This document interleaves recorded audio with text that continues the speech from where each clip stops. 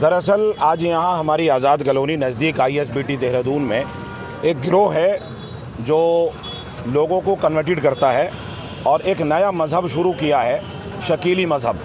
जिस तरीके से राम रहीम ने ऐलान किया था कि मैं 11वां गुरु मैं हूँ और उस पर पब्लिक में जो हंगामा हुआ था और फिर उसकी धरपकड़ शुरू हुई थी, ठीक इसी तरीके से एक शकील नाम का आदमी जो बिहार का रहने वाला, उसके बाप का नाम हनीफ़ है और उसको मिला के कहते हैं शकील बिन हनीफ़। वो औरंगाबाद में अपना सेंटर चलाता है और न जाने उस पर कहाँ से फंड आता है और उसने पूरे मुल्क में इस तरीके से जो है बात चलाई है कि भाई मैं इमाम मेहदी हूँ और इमाम मेहदी गज़वा हिंद करेगा। ये मामला सिर्फ मोहल्ले का नहीं, सिर्फ शहर का नहीं, ये मामला हमारे मुल्क से जुड़ा हुआ है। ये मामला हमारी शरीयत से जुड़ा हुआ है। हम झूठे आदमी को कैसे जो इमाम मेहदी मान लें?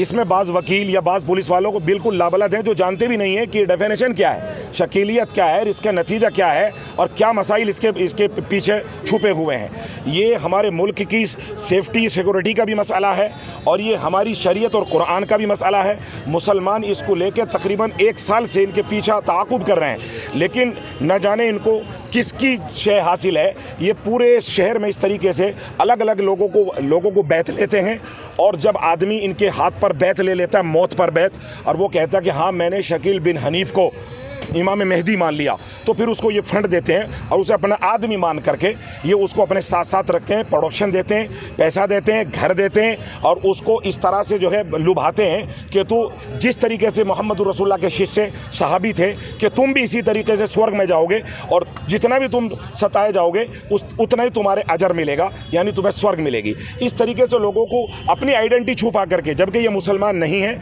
मुसलमान जैसे नाम है, मुसलमान जैसे चेहरे हैं, आइडेंटिटी छुपा करके मुसलमानों के घरों को बर्बाद कर रहे हैं, छोटे छोटे स्कूल के बच्चों को टारगेट कर रहे हैं और उनको इस बात पर बैत लेने पर मजबूर कर रहे हैं कि तुम शकील बिन हनीफ़ को ईसा मसीह मान लो, शकील बिन हनीफ़ को मसीह मऊद इमाम मेहदी मान लो। इमाम मेहदी कौन है? इमाम मेहदी मोहम्मद रसूलुल्लाह सल्लल्लाहु अलैहि वसल्लम के उम्मत के वो ऐसी शख्सियत हैं जो जिनका नाम मोहम्मद होगा, जिनके बाप का नाम अब्दुल्ला होगा, अरब होंगे। लेकिन शकील बिन हनीफ़ का ये दावा पूरी दुनिया में ढोल की तरह झूठा साबित हो रहा है और लोग इसके हाथ पर बैत ले रहे हैं, गज़वा हिंद की बैत ले रहे हैं और लोग मौत पर बैत ले रहे हैं और इमाम मेहदी ईसा मसीह होने के उसके ऊपर बैत ले रहे हैं, जो पूरे शहर हमें नहीं बल्कि पूरे मुल्क के लिए बेचैनी का बाइस बना हुआ है। मुफ्ती साहब, एक सवाल और है आपसे कि राज्य सरकार हो या केंद्र सरकार हो, मुल्क की रक्षा की बात कर रहे हैं, धर्मांतरण के खिलाफ कानून ला रहे हैं, इतना बड़ा वाकया हो गया, कहीं ना कहीं उत्तराखंड की इंटेलिजेंस फेलियर है।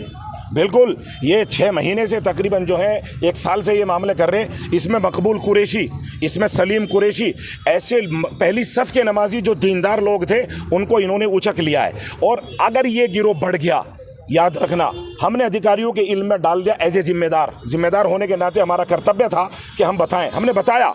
आज हम इनको पकड़ के बिलाएं, अब देखते हैं कि पुलिस इनके खिलाफ किस एक्ट में मुकदमा लिख करके इनके खिलाफ कार्रवाई करती है। इस तरीके से सांप्रदायिकता बढ़ती जा रही है कुछ सालों से, कहीं ना कहीं राजनीतिक संरक्षण या राजनीतिक डू भी हो सकती है। बिल्कुल, उनको ये समझा जाता है कि ये मुसलमान है और इनको ये मुसलमानों के खिलाफ लड़ रहे हैं, उनका धर्म बिगाड़ रहे हैं, ईमान बिगाड़ रहे हैं, तो कहीं ना कहीं मुझे लगता है कि इनको लोकल गर्दी की जो है शय है, ये हिंदुस्तान की सिक्योरिटी के लिए बहुत खतरनाक साबित होगी, जो हमें मंजूर नहीं है। पुलिस ने क्या आश्वासन दिया है? पुलिस ने कहा, पुलिस को तो अभी यही नहीं पता कि इस पर एक्ट क्या लगेगा, धर्म परिवर्तन पर एक्ट क्या लगेगा, चूँकि IPC की धाराएं बदल गई हैं, ताज़ीरात हिंद को तब्दील कर दिया गया है। अब तो यही नहीं समझ पा रहे, अभी तो वो 170 यानी 151 में इतने हल्के मामले में पुलिस लेकर के इसको मजिस्ट्रेट के सामने पेश करेगी, जो मजिस्ट्रेट साथ के साथ इनको बेल दे देगा।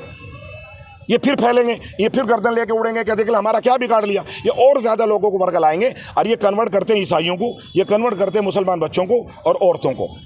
मुफ्ती साहब, आपकी तरफ से क्या एक्शन लेने वाला है जो इन लोगों को शय दे रहे हैं आज़ाद कॉलोनी में? देखिए, अगर हम लोग नशे के खिलाफ लड़ते हैं, इसी तरीके से उससे ज़्यादा ज़रूरी है हमारे मुल्क की सिक्योरिटी और हमारे कुरान पर यह हमला है।